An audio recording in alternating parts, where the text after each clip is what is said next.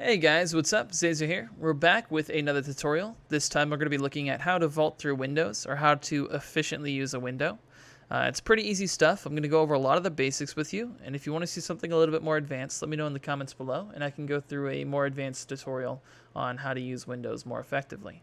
The first thing you'll need to know is the difference between the three types of vaults. There is a slow vault, a medium vault, and a fast vault.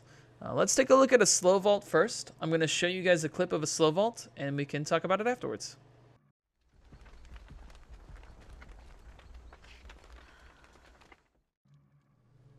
Alright, that was a slow vault. There's not too many advantages to doing a slow vault unless you're trying to be stealthy. If you were to do a medium vault or a fast vault, you kick the window and make an auditory clue to where your position is for the killer. Whereas a slow vault, if you walk up to a vault and go through, you do not make that cue. So it's a little bit more stealthy. Let's take a look at a medium vault next.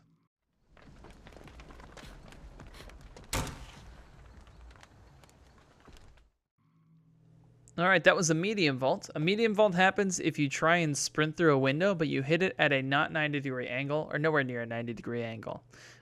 This is something that happens mostly accidentally. There's really no advantages to doing so. You are slower than a fast vault, and you also make that loud popping noise. That is your foot hitting the vault. That also gives the killer a clue to your position with a bright aura and an explosion on their end. So it's a very easy way to get caught. You typically don't want a medium vault. This mostly happens on accident, and if you're playing with somebody or watching a streamer, they'll often complain about getting the slow vault or the medium vault when they're trying to fast vault. Now as for a fast vault, let's take a look at what that looks like.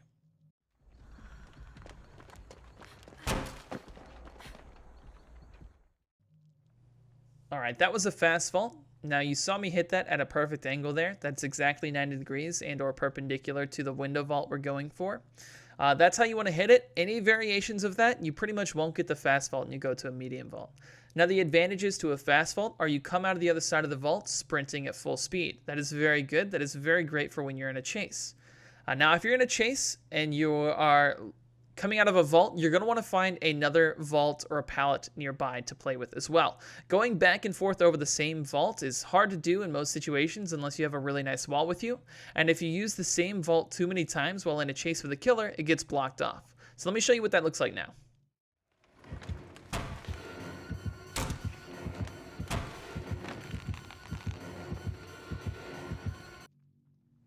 Alright, so that's what happens if you try and go over a vault 3 times while you're in a chase with a killer.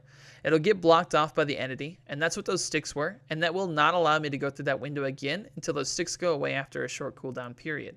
That's why when you're in a loop with a killer, you want to find a spot with more than one wall to work with. Right now, the jungle gym we're in is a T wall and an L wall, and this is actually a great place to loop a killer.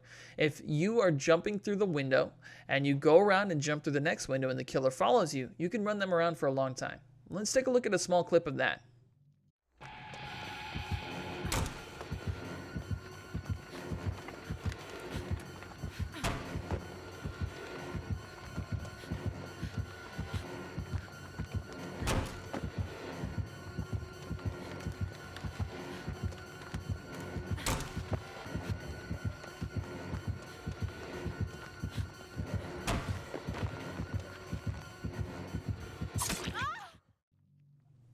Alright, so you can see after the killer vaulted through the window, I had a lot of time to work with and could stop and wait for him to come through. That would be if you were against a very new killer or a baby killer. They don't quite know how to work these loops yet. You might run into this situation, but that's not something you'll probably see in an actual match. The thing you'll see in an actual match is the killer trying to fake you out, go left around that loop, right around that loop, trying to get you to go back through the loop. What you need to do in this situation is very important. You need to watch the killer through the window, through that gap that you can see them, and see which direction they're going to go and try and keep an eye on them. And you want to use that red stain, that little red light in front of them that points out which way they're facing, and try and use that to run back and forth and just get a little crazy with this loop. Let's take a look at something like that and see what that's going to look like.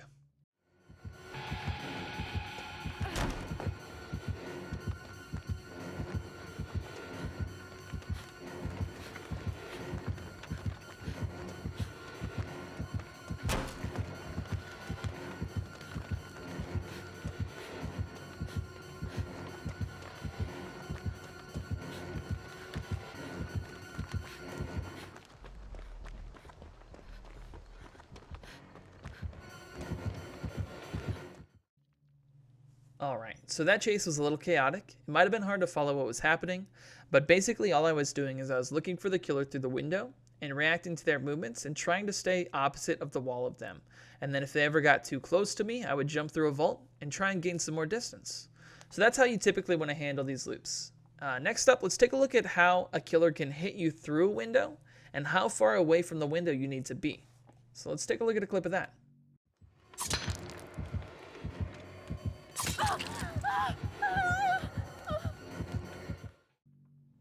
Alright, so as you can see, when I was maybe a foot away from the wall, I was not able to get hit, but as soon as I walked up closer to that wall, he could swing through that window vault and hit me. So you want to be careful with this. This can also happen when you're trying to vault, and that's called a trade. And you don't want trades to happen, so you want to make sure you hit these vaults with enough distance to go through. And you want to make sure you're fast vaulting so you can get as far away from the window vault as you can if the killer is swinging or lunging at you. Next up, I want to show you a little sneaky spot. Not many people know you can get hit here. It doesn't look like you should be able to get hit here, but since you were too close to the vault, it hits. Let's see that clip.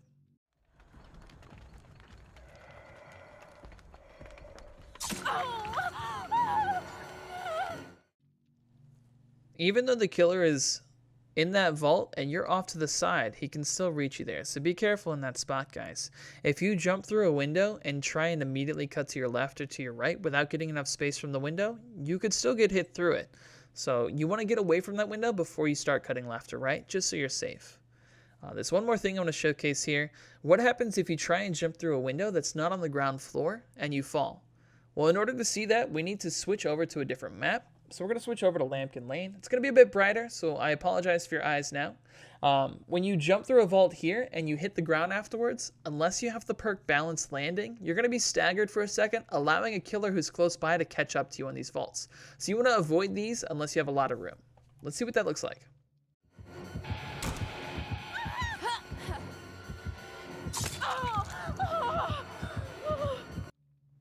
So what's important to highlight here is that when I fell through that vault, I was staggered and couldn't move for a second. And then when the killer fell through that vault, he wasn't staggered at all. In fact, he could start his swing before he landed. So you need to make sure if you're going to do one of these vaults, you have enough distance that you can make it, because it's pretty deceiving.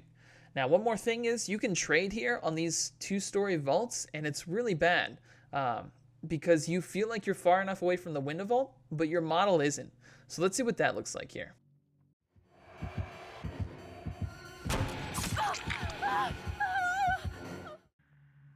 Alright, so that's a trade on a window vault drop. Unfortunately, that's just part of the game and something you're going to have to try and play around. You want to take that vault a little bit sooner before the killer gets close to you in that situation. The final thing I want to talk about is a couple of perks that increase your vault efficiency. The first perk being Life.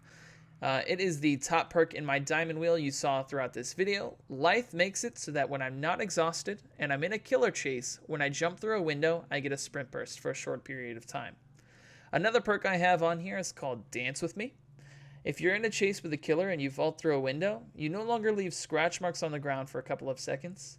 And the third perk I have showcased here during this video is Windows of Opportunity. Windows of Opportunity is what's highlighting all the pallets and all the window vaults in yellow. So if you're new to looping and you want to learn where things are on the map, I would recommend Windows of Opportunity. If you want to try and bamboozle the killer by not letting them know where you went, Dance With Me is a great perk. And if you want to get from one loop to the next, Life is also fantastic.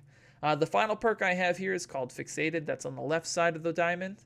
That is just a perk that shows myself scratch marks. So you guys can see in this clip that Dance With Me does indeed turn off your scratch marks and makes it harder for the killer to track you.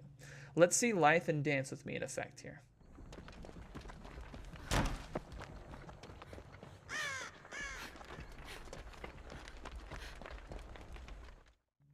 Alright, so that was Life that made us run really fast for a short time, and Dance With Me made those orange scratch marks disappear that the killer can track. Those are two pretty good perks. One more perk I'd recommend is called Quick and Quiet. It's a Meg perk.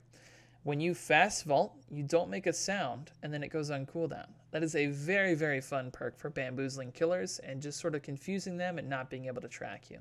It's really great. So this has been the Vault tutorial and Window tutorial. I hope this helped out some of you. And if there's another thing you'd like to see in Dead by Daylight explained, just let me know down in the comments. And thanks for watching, guys. I hope this helped. Bye.